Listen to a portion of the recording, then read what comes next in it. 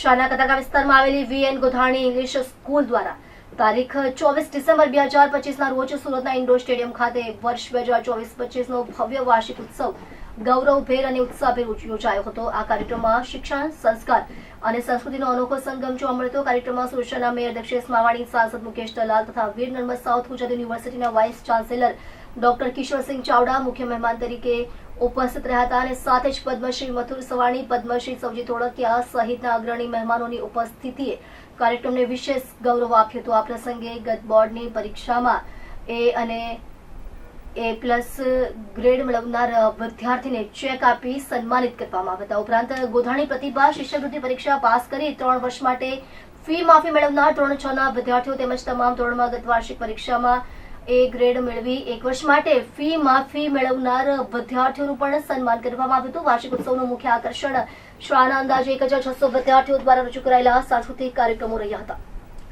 દિવાળી, હોળી, ઉત્તરાયણ, નવરાત્રી, જન્માષ્ટમી અને દુર્ગા પૂજા જેવા ભારતીય તહેવારો, ખેતી, હીરા અને કાપડ જેવા વ્યવસાયો તેમજ દેશભક્તિની થીમ પર તૈયાર કરાયેલી કૃતિએ ઉપસ્થિત મહેમાનો અને દર્શકોને ભાવવિભોર કરી દીધા હતા।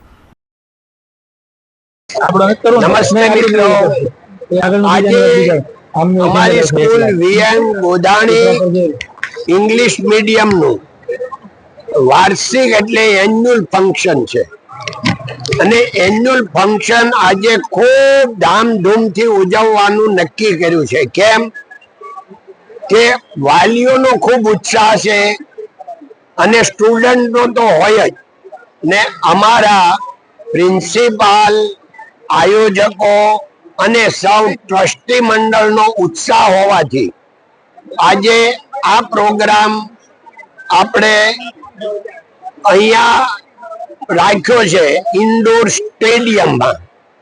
એટલે આજે બહુ ઉત્સાહ છે। ખરેખર આ ગોધાણી સ્કૂલ 30 વર્ષથી ચાલે છે અને આપણે સૌ જાણીએ છીએ કે આપણા કતારગામ એરિયામાં આ સ્કૂલ એટલે એટલું એજ્યુકેશન નથી, માણસ બનાવવાનું કારખાનું છે।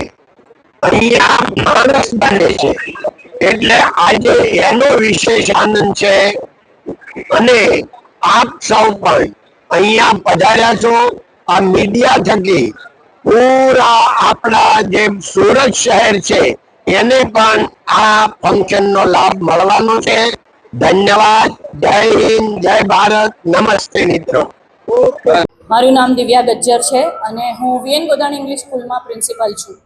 જી મેમ, આજે કેવા પ્રકારનો એક થીમ સાથે આ જે કાર્યક્રમ છે કાર્યક્રમમાં આજે અમે વંદે ભારત થીમ લઈને આવ્યા છે કે જે આપણા પ્રધાનમંત્રી શ્રી નરેન્દ્ર મોદી સાહેબે પણ વંદે માતરમ સોંગને જે 150 વર્ષ પૂરા થયા તો અમને પણ એક વિચાર આવ્યો કે આપણા છોકરાઓને ભારતની સંસ્કૃતિ, ભારતના મંદિરો વિશેનું જ્ઞાન હોવું જોઈએ।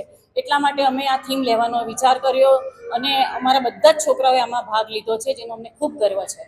કેટલાક બાળકોએ ભાગ લીધો છે? કયા કયા થીમ અને કયા કયા સ્ટેટ જે છે એનો પરફોર્મન્સ કર્યો?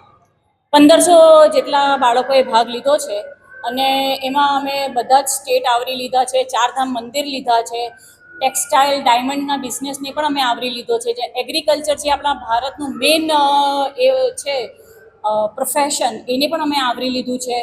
તેમ હોળી, ઉત્તરાયણ, દિવાળી બધા જ વિવિધ પ્રકારના ફેસ્ટિવલો અમે આવરી લીધા છે, જેથી કરીને બાળકને એનું નોલેજ મળે કે ભાઈ આ ફેસ્ટિવલ બી ઉજવવા જોઈએ। હવે કેવું થાય છે કે બાળકો રજા આવી અને બહાર ફરવા જતા રહે છે, તો એ એના કલ્ચર, રૂટ્સ અને વેલ્યુઝથી જોડાયેલા રહે, એટલા માટે અમે આ થીમ લેવાનો વિચાર કર્યો છે। કેટલા મહિનાઓની મહેનત હતી અને આજે સામે આ એમ જોવા જાય તો અમારી 4 મહિનાની મહેનત છે, પણ છેલ્લા 1 મહિનાથી અમે કડક પ્રેક્ટિસ કરી રહ્યા હતા। લોકોને બસ એ જ સંદેશ છે કે જેટલું આપણે આપણા રૂટ્સ સાથે, આપણે વેલ્યુઝ, આપણા ટ્રેડિશન અને આપણા કલ્ચર સાથે જેટલા જોડાયેલા રહીશું એટલું ફ્યુચરનું બાળક આપણું સારું સજ્જ થશે। કારણ કે આજકાલ એઆઈના જમાનામાં ઇમોશન્સ બધા વહેતા જાય છે, તો એને ટકાવી રાખવા આપણું કલ્ચર અને ટ્રેડિશન એને પકડાવી રાખવું ખૂબ જરૂરી છે। મયુરી નારોલા, અમે ટ્રસ્ટી ફેમિલીમાંથી છું, SRK ફાઉન્ડેશન। જી બેન, આજે કેવા પ્રકારનો કાર્યક્રમ છે? કેટલા બાળકોએ ભાગ લીધો છે વિશેષતા રહે છે? આ એક આપણે વીએન ગોધાણી સ્કૂલનો એન્યુઅલ ફંક્શન છે, જેમાં 3500 થી 4000 બાળકો વાલીઓ સાથે ભાગ લીધો છે. છોકરાઓ આપણે લગભગ 1500 જેટલા સ્ટુડન્ટ્સે પાર્ટિસિપેટ કર્યું છે આમાં, અને અમે એક સાથે એક પરફોર્મન્સમાં 150 થી 160 જેટલા સ્ટુડન્ટ્સને એક સાથે એક સ્ટેજ ઉપર પરફોર્મન્સ કરાવ્યું છે. એટલે આ એનું મેઇન ટોપિક આ મેઇન છે. અને શું વિશેષ રહ્યું છે એમાં? ચારધામથી લઈને તમામ ભારતની ઝાંખીઓ દર્શાવવામાં આવી છે. તે દેશભક્તિ, એકતા અને ચારધામનું આપણી જે ભારતની જે મૂળ શંકરાચાર્યએ જે આપણા ચારધામ કર્યા છે એને આખા આપણા બધા બાળકો સુધી પહોંચાડવાનો મેઇન રીઝન છે આ. શું કહેશો લોકોને, શું સંદેશો આપશો?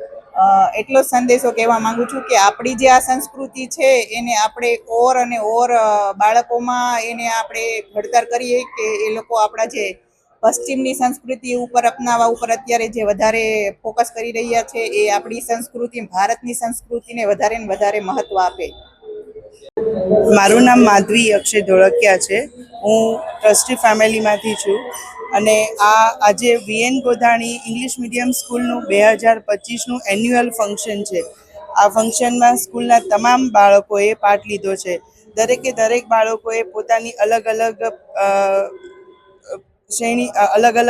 આર્ટ પ્રમાણે પાર્ટ લીધો છે અને આ ફંક્શનનું મેઇન અમે નામ રાખ્યું છે વંદે ભારત, વી વંદે ભારત. તો વંદે ભારત નામ અને થીમ રાખવાનો મેઇન હેતુ એ છે કે અમે સમાજને, આજની યુવા જનરેશનને બતાવવા માંગીએ છીએ કે અલગ અલગ સ્ટેટના અલગ અલગ રીતિ રિવાજ હોય, અલગ અલગ ધર્મ હોય, પણ એક સાથે મળીને જો આપણે કામ કરીએ તો આપણે ઘણું સારું ભવ્ય કંઈક સારું કરી શકીએ છીએ, દેશને કંઈક આપી શકીએ છીએ અને દેશનું નામ ગૌરવ કરી શકીએ છીએ, આખા દુનિયામાં એનો ડંકો વગાડી શકીએ છીએ. તમામ ભારતની અંદર તમામ રાજ્યોની જે ઝાંખીઓ છે એ ઝાંખીઓ દર્શાવવામાં આવી છે. શું કહેવું? હા, આખા પરફોર્મન્સ દરમિયાન એક પછી એક દરેક રાજ્યની ટ્રાય કરી છે કે દરેક રાજ્યની અમે કંઈક ને કંઈક નાની મોટી ઝાંખીઓ આપીએ, જેથી છોકરાઓને પણ ખ્યાલ આવે કે આપણા દેશના અલગ અલગ કલ્ચર છે, અલગ અલગ પહેરવેશ છે. એટલે એને એક સાથે રાખી અને એકજૂટ કરી અને આખું ડાન્સ પરફોર્મન્સ તૈયાર કર્યું છે. ડાન્સ પરફોર્મન્સમાં ચારધામના દર્શન પણ કરાવ્યા છે. જી, ચારધામના દર્શન એટલે કર્યા છે કે આજની જનરેશનને ફક્ત નવા હિલ ડેસ્ટિનેશન જેમ કે ગોવા હોય કે માલદીવ્સ હોય એવા જ એ લોકોને જ્યારે ફરવા જવું હોય ત્યારે યાદ આવે.